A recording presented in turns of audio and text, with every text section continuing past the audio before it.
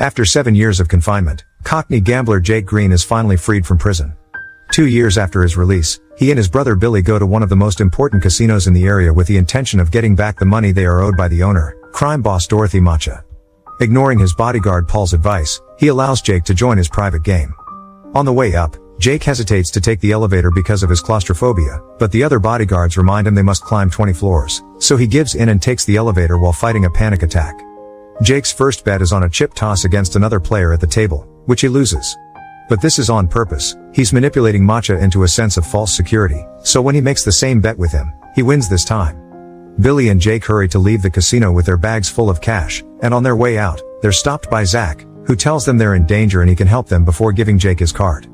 This time, Jake decides to take the stairs, but before he can even go down one step, he passes out and falls down as the card is revealed to say take the elevator. While Jake is rushed to the hospital, Macha expresses his worries to Paul. Jake must want bigger revenge after 7 years in jail, especially after the incident with his sister-in-law, so Macha orders Paul to hire the best hitman in the business to get rid of him. At the hospital, Jake is told no cause for the blackout could be found at a first glance, so he should go home and rest while waiting for the blood test results. Billy goes to his own house while Jake takes the bodyguards for protection, but all of them are shot as soon as they arrive. The only reason why he manages to dodge is that he finds a card on the floor that says pick this up, so he bends over to do exactly so. He tries to escape in his car, but the driver is shot too. Luckily for him, Zach arrives just in time to save him and take him away. The hitman, Sorter, can't understand how he missed, since he never misses, and theorizes someone must have tipped Jake off. What he tells Macha when he scolds him, however, is that he missed because he had a bad feeling. Meanwhile, Zach takes Jake to meet his partner, Avi, who has somehow put his hands on Jake's medical file. The test results are in. Jake has a rare blood disease that will cause his death within 3 days. The men offer Jake their protection in exchange for 2 conditions, which are not negotiable. He must give them all their money, and do anything they ask for, including answering any questions. They give him 3 hours to decide, but Jasky leaves without saying a word because he's convinced they're trying to trick him. The results he gets at the hospital are the same ones, but Jaskier once again thinks the lab must have been paid by Zach and Avi, so he gets a second opinion from his private doctor, who also gives him the same prognosis. After threatening him with his gun to make sure he isn't also being paid, Jake admits he has no choice and, after taking money from the bank, goes back to accept the men's deal. As they go out for a ride, Avi explains they're loan sharks, and it'll be Jake's money that they'll be loaning. After visiting their first client to drop the money, Avi demands Jake to tell him all about his history with Macha. Macha used to have 3 very stupid men working for him called the 3 Eddies. They lost their card man before a big game and knew Jake was a good player, so they called him to replace him. Jake wanted to refuse, but they threatened Billy's family, so he had to accept to protect them. During the game, however, the other men on the table began insulting Jake and his mother. Jake wouldn't accept that, so he started a gunfight. The power went off, the money disappeared, and the next thing he knew, someone dropped his name and Jake was being questioned by the police. To keep him from talking, they threatened his niece and accidentally killed his sister-in-law when she tried to protect her daughter. Jake didn't tell the cops that Macha organized the games and was sent to jail for 7 years. During that time, the Eddies upset Macha in some way which resulted in him using them as concrete. After visiting a bunch of clients, Zach sends Jake to stay at a motel. Meanwhile, Macha and Paul visit crime kingpin Sam Gold, considered the ultimate figure all other crime bosses want to be like. However, Gold never receives visitors, so instead they meet with his advisor, Lily Walker, who accepts to broker a powder deal with Macha. She also reminds him that Gold doesn't like publicity or give second chances. Sometime later, Jake gives Zach and Avi more money before he's asked about his time in jail while playing chess with Avi. Jake had been given 2 options, 14 years of normal time or 7 years of solitary, so he chose solitary. His cell was between 2 men's, a chess master and a con man, that had been there for a long time, and while they never talked to each other, they knew everything about each other. During the first 5 years of Jake's sentence, the 3 of them would communicate by sending messages written on the library books, and that was how Jake learned their formula to win any game in the world. The 2 men were planning a prison break and promised to take Jake with them, but when they finally left, they disappeared without a word and left Jake behind. When he was released 2 years later, he found out those 2 men had taken all his money and only left behind a note that said you can only get smarter by playing a smarter opponent, so Jaker started using the formula to make himself rich at various casinos. As the days pass, Jake continues working by visiting various clients and giving away his own money.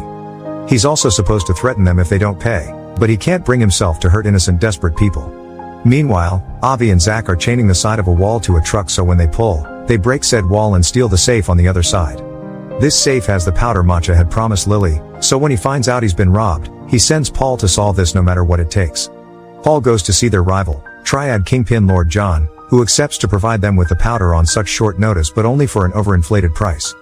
Jake, Zach, Avi, and their team go to the hotel where the exchange will happen. They sneak into a room next to the thugs to make a hole in the wall and inject sleeping gas, putting both Matcha's and John's men to sleep.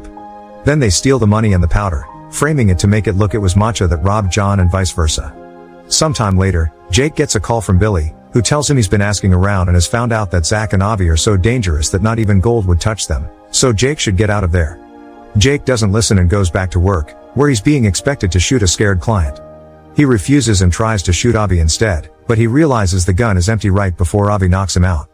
Jake wakes up hours later in the motel and gets a call from Avi saying he survived his third day so he should get a checkup. After being visited by his niece and Billy, who leaves him a gun just in case, Jake goes to see his doctor, who confirms the diagnosis had been wrong and Jake is fine. He tries to call Avi and demand answers, but Avi only says he'll have to wait.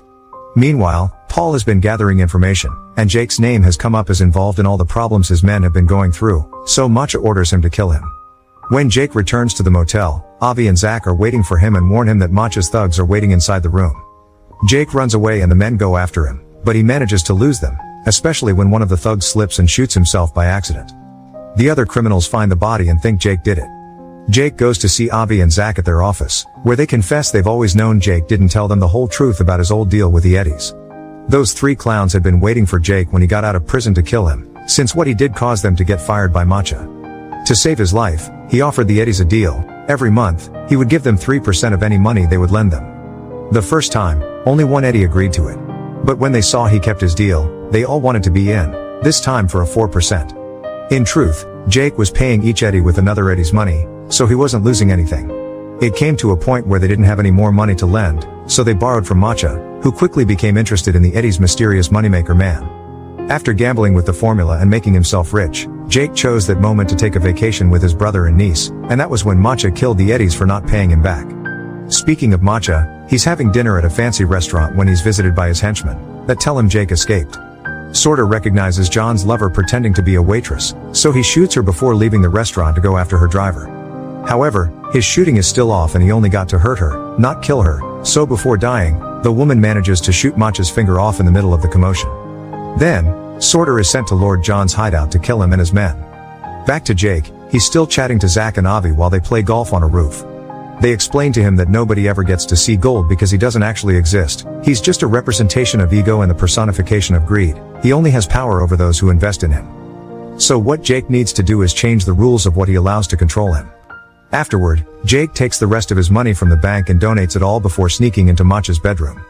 While fighting with the voices in his head that represent his ego, Jake apologizes to Matcha for tricking him out of his money, accepts him as the superior crime lord, and tells him he's made a donation in his name before leaving. In order to confront his fears, Jake takes the elevator, which gets stuck on the 13th floor. While fighting off a panic attack, he has a conversation in his mind in which he rejects his ego, finally stepping out of the game as a free man. Once the elevator being's working again, Jake reaches the ground floor and finds Matcha waiting for him with a gun, driven crazy by his own ego. However, Jake is at peace with himself and simply walks past him, which drives Matcha mad because he can't understand how someone won't fear him. He begins crying as he understands how thoroughly humiliated he's been. The next morning, Paul brings Matcha all the local newspapers for him to see his name plastered all over them. Jake hadn't been lying when he said he made a donation in Matcha's name, and now everyone thinks the casino owner cares about the community. Matcha is happy to take the credit, but his happiness is short-lived. Paul also informs him that Jake has the powder and he's been playing them all along. Paul, Sorter, and the rest of Matcha's henchmen go visit Billy, who manages to hide his daughter in the cupboard when he realizes one of his bodyguards has betrayed him. Once he's found, the men begin hurting him while interrogating him, not believing when he says he doesn't know where Jake and the powder are. Paul's methods are quickly escalating and Sorter starts feeling uncomfortable, especially when they make the girl come out of the cupboard after they hear her sob. Refusing to hurt a child, Sorter rejects his ego and begins killing his fellow henchmen methodically and effectively, but he makes a mistake at the end and gets killed too. Meanwhile, Matcha is visited by Lily. She brings him a wreath sent by Gold, who isn't happy with seeing Matcha's name all over the newspaper since he doesn't like publicity. Lily also informs him that Matcha's time is over and he won't have a second chance, which sends him into another panicking frenzy. Avi and Zach take Jake and the powder to Matcha's casino, where Avi finally beats Jake at a game of chess while confessing the last few details of the story. He and Zach had been the men in the cells next to Jake's, and they always wanted to take him away with them. But he hadn't been ready to accept the truth, implying they have been nothing but merely figments of Jake's imagination. Unfortunately, he doesn't have time to come to terms with this because at that moment, the casino's bodyguards come to take him to see Matcha, who has the girl with him. After dropping the bags of powder on the floor, Jake tells his niece everything will be fine, which drives Matcha mad because Jake is still showing no fear even when he's pointing his gun at the child. Humiliation causes the ego voices in Matcha's mind to reach the conclusion that Jake can't hurt a dead man, so he puts the gun against his head and shoots.